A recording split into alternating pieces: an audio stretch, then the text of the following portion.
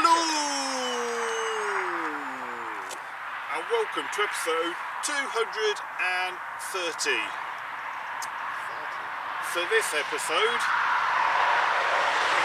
I've been joined by these two again, Ginge and Keith, and with current lockdown restrictions this is only a day session. First of all, I'll have to apologise if there's lots of road noise in the background because there's literally a dual carriageway 20 yards to the right of Keith.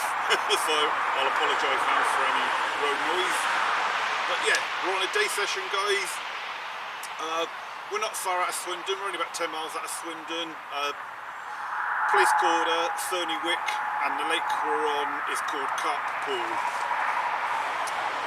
I only heard about this place a week ago, literally a week ago. Didn't even know this place existed until a week ago. So don't really know much about the place. I've done a little bit of research. They've got a Facebook page. I'll put a link in the description below, guys. But the Facebook page has only been going about a month. The lake itself has only been open since the summer, so it's really a relatively new lake. About 2 acres, quite low stock, there's only about 50 fish in here, so it's by no means easy. We already do have the rods up, don't we, guys? Anyway, right, so now, let's go fishing.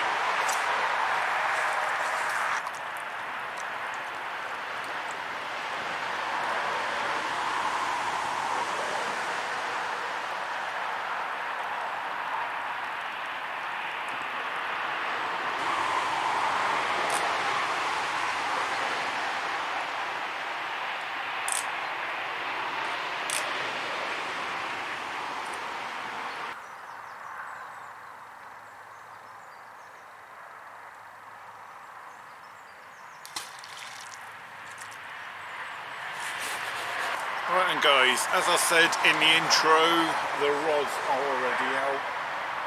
So basically I've just started off with kind of typical winter tactics, and that's just PVA bags to start off with. Bait boats are allowed here, so I've used the bait boat on 2 of the rods. Because I don't know anything about this place, I've started 1 rod on a yellow hook bait, 1 rod on a white, 1 rod on a pink, or wafter hook baits. And then I'll send 1 rod with the bait boat out to the far margin. Middle rod has just gone about halfway out, and then the left hand rod I've just kept to the inside margin. When I put the PVA bags out with the boat, I've just literally put about a dozen 12mm boilies in with the boat, just for a little bit of bait as well as the attraction of the PVA bag. And then with that left rod in the margin, I've just hand chucked some bait in. So that's my starting tactics. So, yeah, again, I'll have to apologise for all the road noise. The road noise, I could literally chuck a boilie from where I'm stood and hit the cars. It's the road so close behind us. So I'd say that is the only downside to the lake. But yeah, it's a nice pretty little lake. I'd say it's about 2 acres, reed-lined. It's quite mature because although it's been open to fishing only since about summer just gone, the lake I believe is about 5 or 6 years old, so it's fairly established. It's just kind of on the edge of the Cotswold waterpark, so it's... But yeah, anyway, so that's how I started off fishing, guys, and then hopefully can get something. Who knows, like I said, there's only a stock of about 50 fish in this 2 acres, so it's by no means going to be easy. And guys, it's midday, so the rods have been out a few hours now with no indication, so shortly I'm going to change my tactics. Not by a great deal. I'm going to bring in the PVA bags and then put on some Ronnie rigs, you know, just to pop the baits up off the bottom, you know, just by as much as a Ronnie rig does. And then I'll still send them out with a boat, but what I'm going to do is just make up some method mix balls. So just doing that now with the old these have been around a few years, the old Nash ball makers, but well, it's not a tool I really use as much, to be fair, so I thought I would dig it out, guys, and make a few ground bait balls, and then when I put the Ronnie rigs out with a boat, I'll just put a couple of balls of these ground bait method mix, whatever you want to call it, in with a boat as well, so it's a bit more of a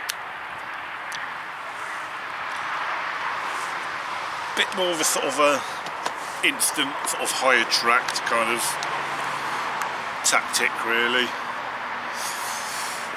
Right, anyway, I think I'll make up a couple more of these ground bait balls, and then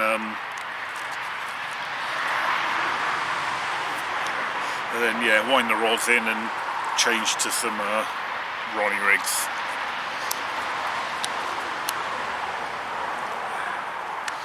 Right guys, we've come to the end of this short day session. What have we done? What, 8-9 hours fishing? Yeah, I suppose so. Yeah, unfortunately none of us have had anything, but coming to this place for the first time, this was a bit of a recce session, wasn't it, guys? It's the middle of winter, it's freezing. Yeah, make all excuses now. Yeah. So, as I said in the intro, a week ago, I'd never even heard of this place. So, this really was a recce session. See what the place is all about. And if you've learnt something, which I think we have. Oh yeah, definitely. Yeah, I think we've all learnt something from today's recce session. Then, don't come back. then really, it's not a failure. If you're learning, then you're winning. I'm with stupid. I think I've got a few days off next week, guys. I think I might come back and give this place another bit of a go on another sort of method tactic. So I might add this on to the end of this vlog. I'm not sure yet, or I might make it into a separate vlog. I'm not sure. I haven't made it in mind. Just make it one. At least then it's a long one. Right, guys. Anyway, if I don't add any more to this, thanks for watching. If I do add some more to this, I'll see you in a couple of days' time. Tight lines, guys. Hello, and welcome to part 2 of this vlog. It's now a week later. We're back down on Carp Pool, on the outskirts of the Cotswold waterpark, and just a day session again because that's all allowed at the moment. But because not a lot happened last time, thought I'd kind of, you know, make this into a part 2, like I said I would do at the end of last vlog. Still with the same scallywags, Keith and Ginge.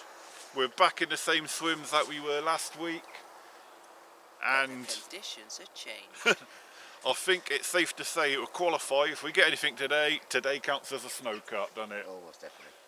So anyway, right, I've still got to get my rods out yet, guys. I'm still kind of mid setup. So well, we've already said let's go fishing, haven't we, in kind of the start of this vlog. So yeah, let's carry on fishing. Like a snowman.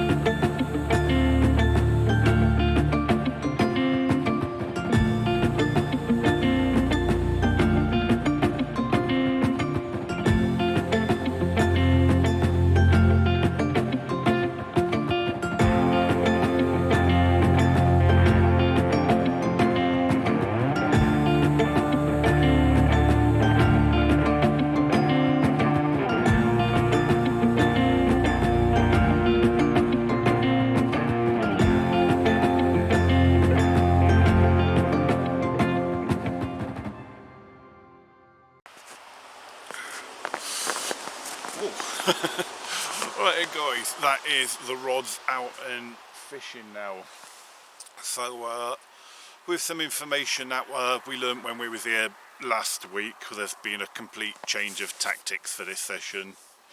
So this weekend, today I've brought 2 pints of red maggots with me, and I'm going to fish them in conjunction with a stiff-inge rig. So what I've done is I've set a stiff-inge rig up in the conventional way, you know, with a 12mm pop-up on, and then on that 12mm pop-up I've then used a sewing needle, threaded some maggots on with the sewing needle onto the floss that's keeping the bait on, and then I've then topped each bait off with six of them red maggots. I'm using the bait boat as well, you know, for stealthiness. I've not really kind of gone far bank, middle bank, near bank like I did last time. I've just kind of gone mid-water with all 3 rods, but just fanned them out this time. So yeah, still using the bait boat, and then all I've done is I've dropped a handful of them red maggots into the bait boat before sending them out, so they'll flutter down nicely and surround the fishing area that I'm going to be fishing. So yeah, so that's the tactics this session, except the rods are out now, so I'll leave the rods fishing for a few hours, and if nothing happens in a few hours time, I'll bring them in, probably send them out again, roughly the same area, just put another handful of maggots in the boat again. So yeah, so basically maggots is, although there's a 12mm pop-up on the stiff-inge rig, maggots is kind of what I'm going with to try and catch a fish, because Nathan, who sort of runs this place, when we were there last week, he said the fish have been stocked in here for about 6 years now, and with the fishing only opened up here kind of back end of last year, that means the fish was in here for about 5 years. No one was fishing here, the place wasn't fed, so basically the fish got by for 5 years perfectly on their own, just surviving on naturals, hence why we've gone down the maggot route. So that's why we're trying maggots this time. So right, anyway, fingers crossed something can happen, guys.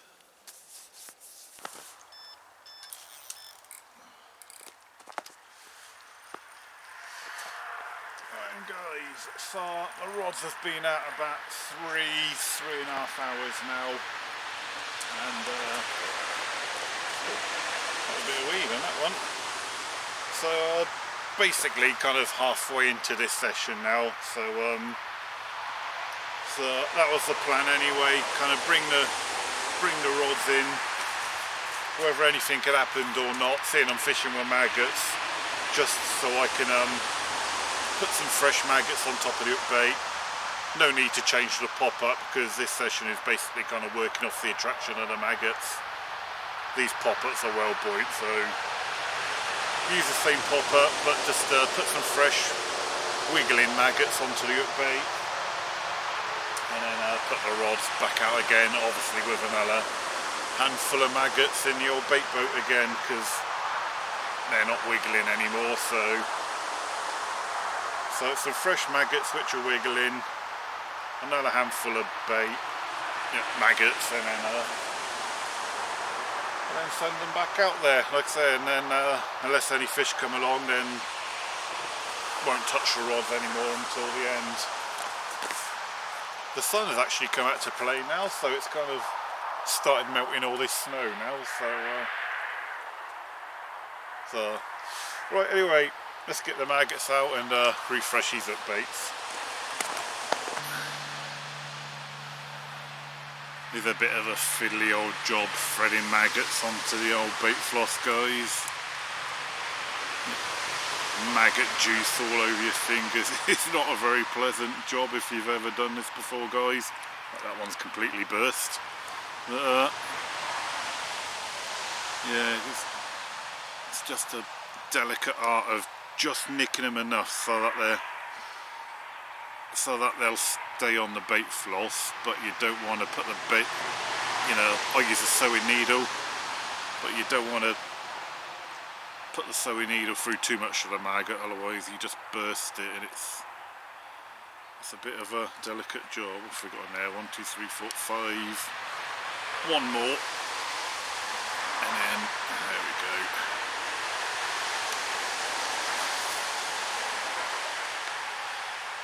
I know some people use maggot clips and all that when they do this job, which probably would be a lot easier depending on the type of rig you're using, but because I'm putting the maggots on top of a pop-up, then I have to tie them on, because obviously I need something for the pop-up to go on as well. All we do is just 4 granny knots just to make sure the knots don't come undone.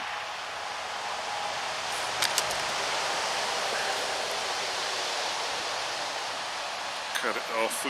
I'll leave a tag end of about 5mm on the bait floss, just so there's something to work with. And there we go. One nice wiggly ball of maggots again.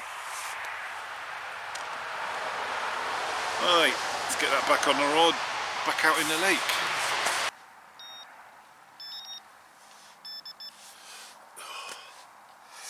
Right then guys, that is all 3 rods now redone. Like I said, I've refreshed the maggots, another handful of maggots out with a bait boat.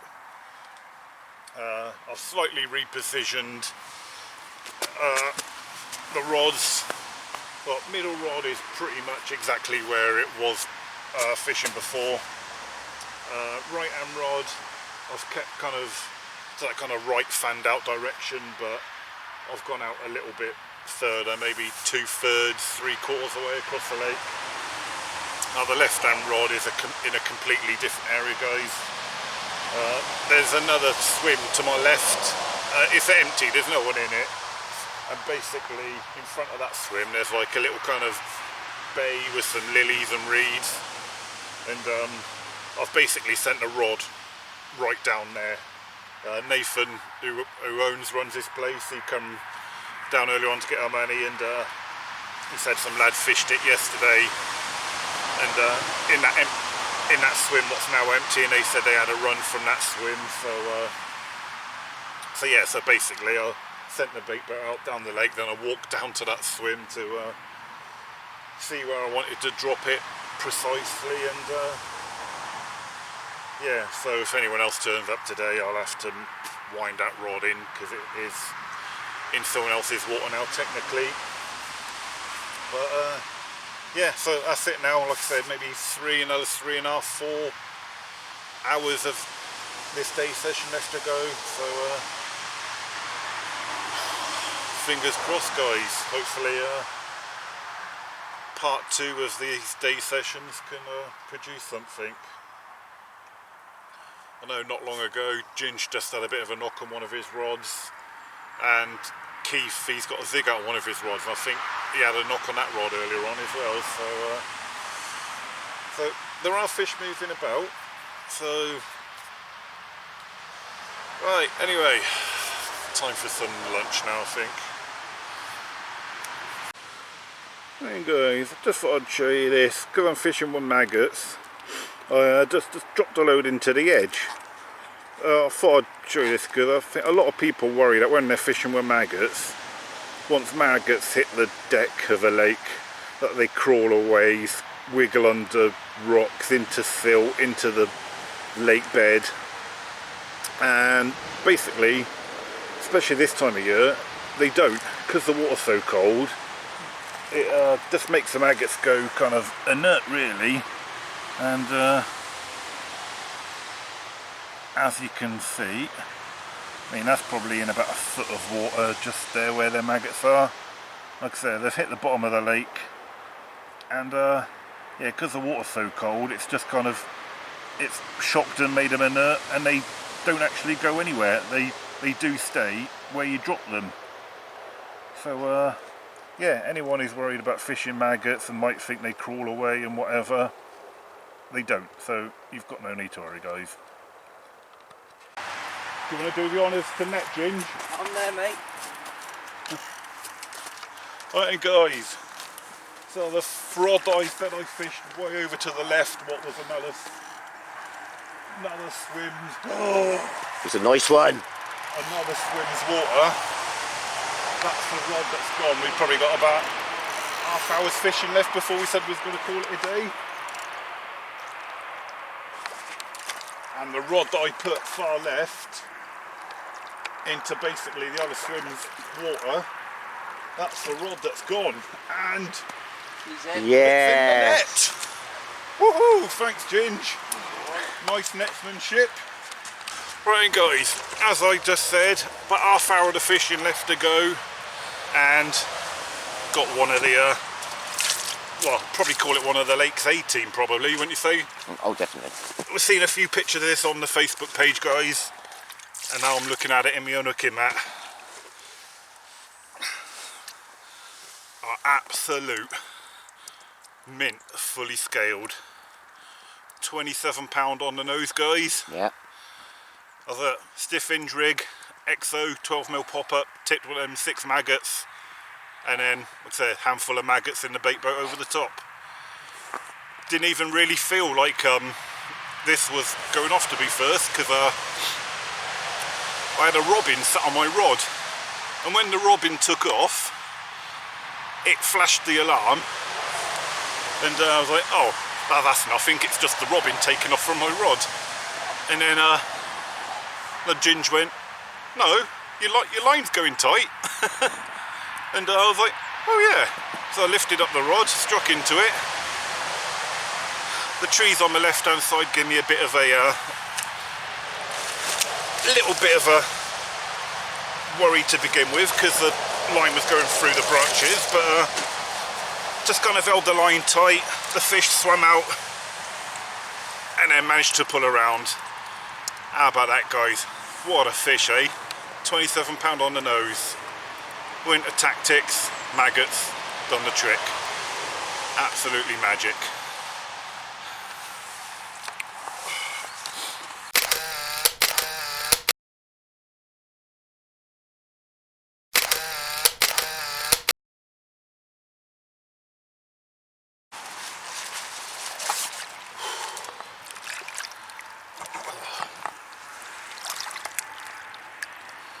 There she goes then, guys. Water's absolutely freezing, but I don't care. Good thing about these gravel pits is that the water is absolutely crystal clear, and you can see them in all their glory. There she goes. Right guys, that is it. That is the end of the vlog. And that fish literally did come right at the end, because as soon as the fish went back, all the rest of the rods come in. So that's this lake completed. Time to move on to the next one. Yeah. Anyway guys, it's been a good conclusion to these couple of day sessions, but you know, if Keith and Ginge try harder next time, they might be able to get one. But right, anyway guys, thank you very much for watching these day sessions kind of back to back. No idea where or when I'm going to be next, but till then, tight lines.